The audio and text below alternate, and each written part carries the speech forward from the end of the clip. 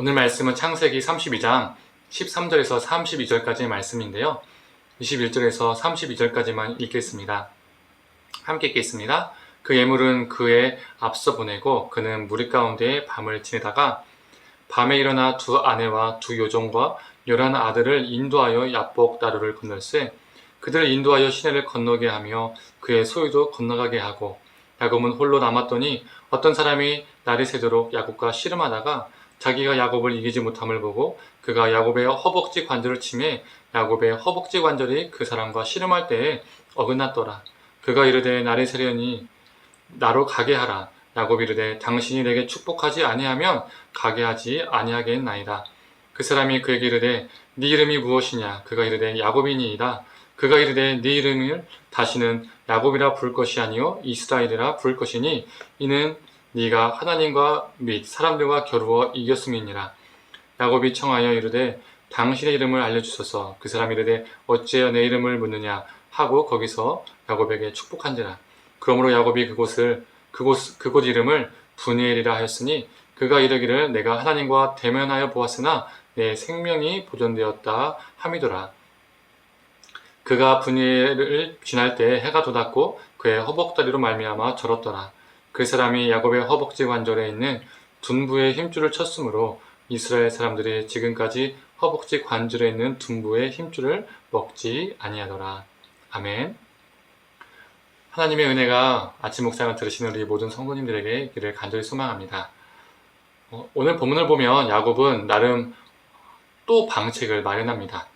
자신이 가지고 있던 엄청난 가족들을 여러 때로 나누는 것이죠. 그리고 그 때들을 하나씩 시간차를 두고서 에서에게 선물로 보내는 것이었습니다.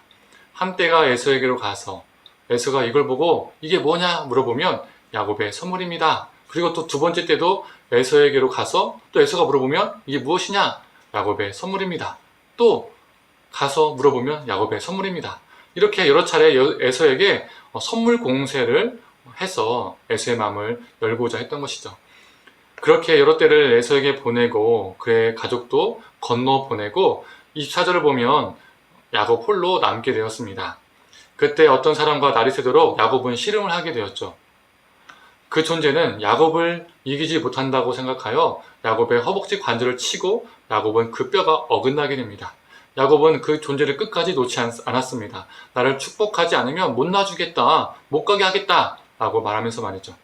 야곱은 그 존재가 하나님임을 알았을 겁니다. 그때 하나님은 네 이름을 다시는 야곱이라 하지 않고 이스라엘이라 부를 것이다 라고 말씀하셨습니다. 그 이유는 네가 하나님과 싸워서 이겼기 때문이다 라고 말하죠. 그리고 야곱은 그곳을 하나님의 얼굴이라는 의미를 가진 브니엘이라고 짓습니다. 그곳에서 그가 하나님을 대면했기 때문입니다.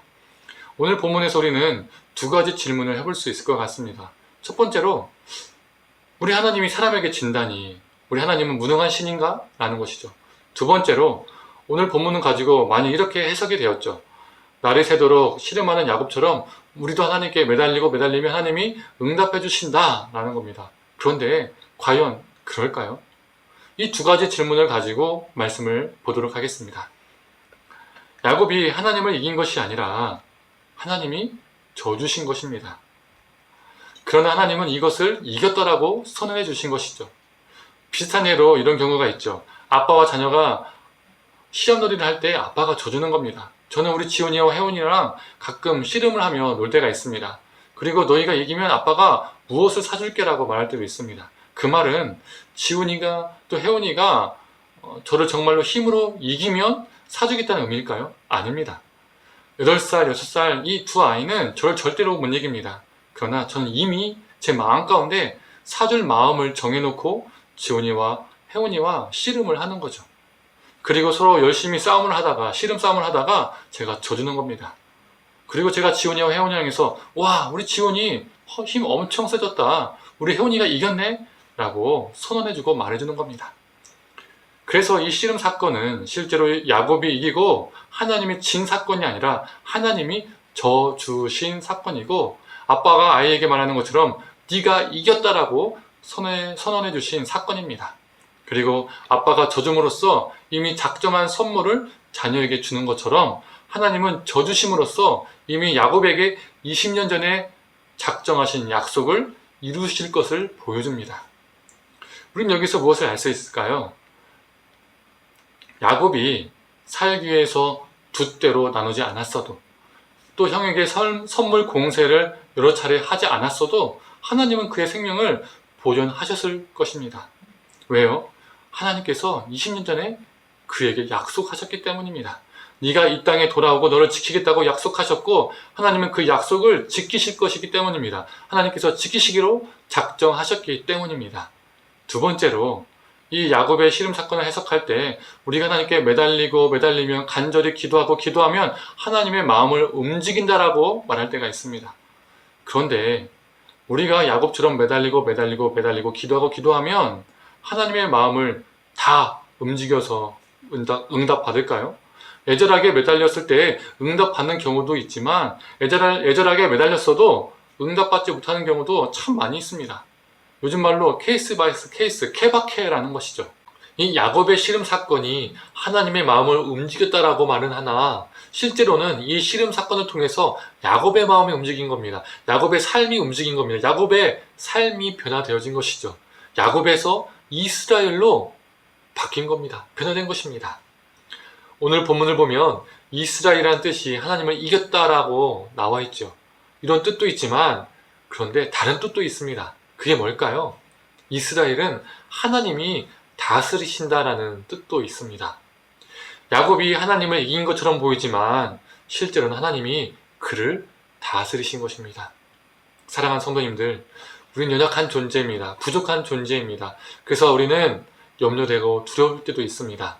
그때 하나님께 매달리길 원합니다. 그 기도 속에서 우리의 마음이 움직이고 우리의 시선이, 우리의 관점과 가치관이, 우리의 존재가 변화되어지길 원합니다. 그 애절함 속에서, 그 매달림 속에서 하나님의 다스림을 경험하는 저와 우리 성도님들 되기를 간절히 축원합니다. 함께 기도하겠습니다. 하나님, 이 야곱의 씨름 사건이 야곱이 이긴 것이 아니라 긍휼이 많으신 하나님께서 져주신 사건임을 보게 됩니다. 야곱이 하나님을 이긴 것이 아니라 하나님이 야곱을 다스리신 것을 보게 됩니다. 하나님, 우리가 막막하고 낙심될 때, 어려울 때에 하나님께 매달리되 그 안에서 우리가 하나님의 다스림을 받게 하여 주시옵소서. 하나님의 마음을 움직이려고 하는 것이 아니라 우리의 마음이 움직여지고 우리의 시선과 가치관이 움직여지고 변화되어지는 역사가 있게 하여 주시옵소서. 그래서 그 매달리는 기도 속에서 우리가 더 하나님의 사람으로서 성화되어지고 변화되어지는 귀한 역사가 매 순간마다 있게 하여 주시옵소서. 감사드리며 사랑이 많으신 예수님의 이름으로 기도드립니다. 아멘.